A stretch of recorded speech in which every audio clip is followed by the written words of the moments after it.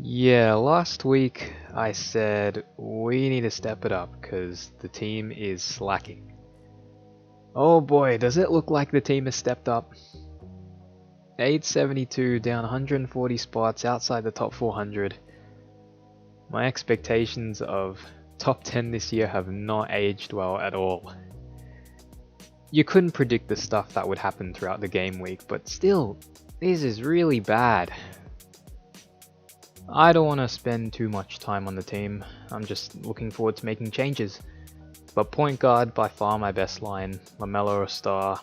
Maxi, a real surprise, really stepped up with a lot of Philly's best players out. And that's huge for our cash gen. Dinwiddie on the bench played just a 2, but he was really good, particularly against the Magic with Beal out. Shooting guard, Poole and Giddey, pretty underwhelming, and I think it might be time to let them go from the side, but I'll get to that later. And Cade on the bench was pretty good, still needs to find his shot a bit, but he's got that clutch gene. He can be bad for 3 quarters, but really step it up in the 4th. At center, our captain Nikola Jokic, 122 in 3 games. He just makes the game look so easy. However, the one game missed, you just can't predict happening in an NBA game.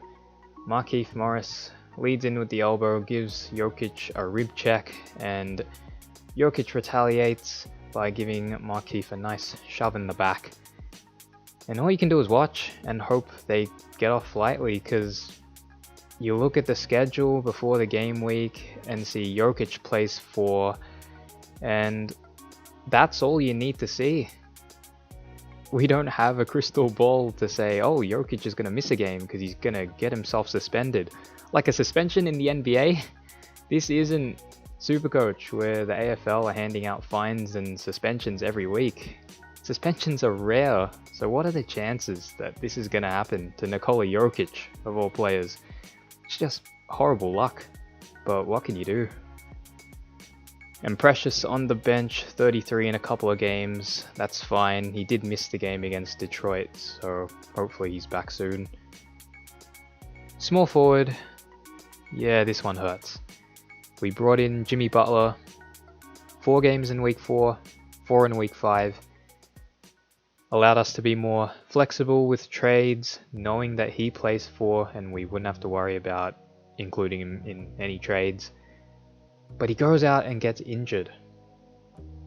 Now, most would have been affected by Joker's suspension, Giannis missing a game, but Jimmy's a pod, and that really hurts. He gets 45, misses 2 games and 3 quarters, and I don't have Steph, who got 152, AD, who got 156. This is by far the biggest hit I took this week. And PG, he was middle of the road. Did a bit of everything, but his shooting wasn't quite there. But still okay. Wagner on the bench, 26 in 2 games. We'll keep an eye on him. He's been a little bit off the past week, so he might have to go soon, but not this week. And power forward, Giannis, like I said, missed a game, 86 in 3 games. It is what it is. Mobley, definitely leading Rookie of the Year at this stage. He's just so good. And Scotty Barnes doing his thing on the bench. Might have spent more time on the team than I thought I would, but here we are, week 5 trades. I'm considering taking a risk to help balance out the team a little bit more. Having both Poole and Giddey on field just doesn't cut it, I don't think. 2 sub 50 scorers. Jimmy doesn't help, but obviously you just can't predict him getting injured. And I want to field both Mobley and Barnes. Barnes is 4 this week and Mobley is way too good to bench. So I'm going to start off by trading Giannis. Risky move. I did say a few weeks back, schedule doesn't really matter for players like Jokic and Giannis, but here I am trading Giannis, so we'll see how that goes. It's really the only way I can make it happen because he's valued so high.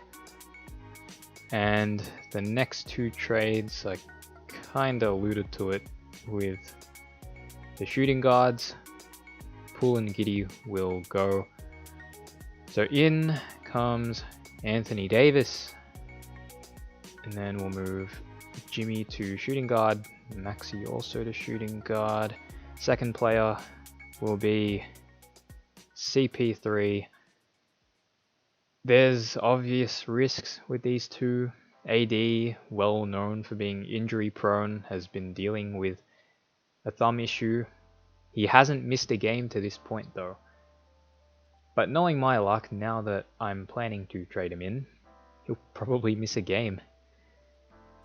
And CP3, he's getting up there in age, not as injury prone as in the past, but because he's getting up there in age, I feel like rest is going to be a risk. He might miss a game because of it. Hope not, but you just never know.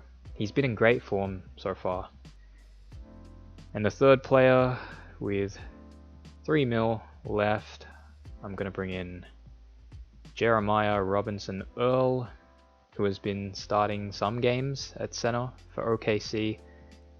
So hopefully he can make us some cash there. And that leaves us with 74k in the bank. Now I have a plan B, because obviously we have Jimmy Butler. He has not played since getting injured against the Lakers, and he's still listed as questionable for the OKC game. So plan B is we'd keep Giannis and trade Jimmy Butler instead. So this will be plan B. If Jimmy is out for the OKC game, we're going to trade him out. Unfortunately, we don't get to bring in AD, but we're going to bring in Chris Paul and Zach LaVine. And that will leave me with 724k in the bank. So those are the two sets of trades that I have planned. It all depends on Jimmy's health, but I would really like to go with plan A. So hoping that Jimmy plays. We're going to go with the trades from plan A for now. Jokic captain, of course. Hopefully there's no problems with Joker captain. Obviously week 2 missed a half against Utah. Week 4 missed a game because of the Markieff incident. So hopefully he can play out 4 full games this week. I think my only question would be whether I field Maxi or Cade. Now obviously Maxi just got a 116. Seems like the easy decision, but Cade does play the extra game. I'll probably back in Maxi. I don't know when Embiid comes back, and Maxi's in great form right now, so I'll probably just back him in even though he has one less game. Week 5 schedule, as per usual, a lot of teams play 4. The Spurs play 2, so if by any chance you have DeJounte Murray, then he'll have to go this week. Boston with back-to-back 4s. Now, Jason Tatum's shot has been off to start this season, but you could trade him in the hope that he does find his shot again. He's still a star after all, so it's a risk you could take. Chicago, obviously, to LaVine, DeRozan. Dallas, Luka hasn't been at his best to start this year, but he did play a hell of a game against the Spurs, so maybe that gets him going.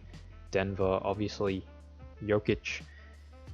Detroit, Golden State, obviously Steph. I'm not bringing him again this week, so that might hurt, but I just don't have enough cash for him, and I do like the AD pick. Pacers, man, I have bad memories about the Sabonis pick, but feel free to bring him in if you want. Miles Turner's done okay, but overall, Pacers are a bit of a weird team for Sportsdeck. Clips, obviously PG. Hopefully he can find his shot this week as a Clips fan. Lakers, AD. Russ has been a little better, but AD is the obvious one. Miami, Bam's been on the injury report, he's still been playing, so he's definitely a good pod to bring in, but just keep an eye on the Heat injury report. Minnesota, Towns is not in the best form. He still scored okay, 109, but he's just had games where he's looked out of it, the Clippers game especially. So I don't know about him. Edwards is okay, but like I said last week, he's a bit of a chucker, so don't be surprised if he comes out with some inefficient games. New Orleans, Ingram's just come back, so I don't know about picking him just yet, but Valanciunas is obviously there. New York, they're a bit weird. Randall's out of sorts right now, so I don't know if I'd recommend anyone from there at this stage. OKC, Shea's the obvious one.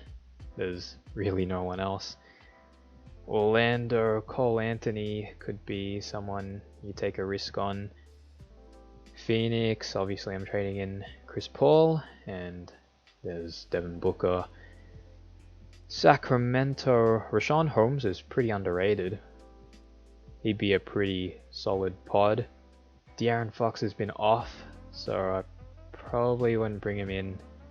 Toronto, keep an eye on the injury report because Van Vliet didn't play the Detroit game, but he'd be a pretty good pick.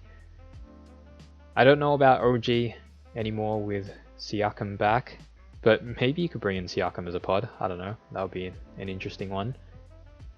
And then Washington, again, check the injury report because Bradley Beal, he was out for personal reasons, so I don't know when he'll be back. But again, he's been a little bit off as well, so I think there's better options out there. So that will do it. Hopefully we can get back on track, because it's been a brutal start to this season. I would very much like to roll with this team, so really hoping Jimmy can play against OKC. But yeah, all the best for week 5, and see you guys in the next one.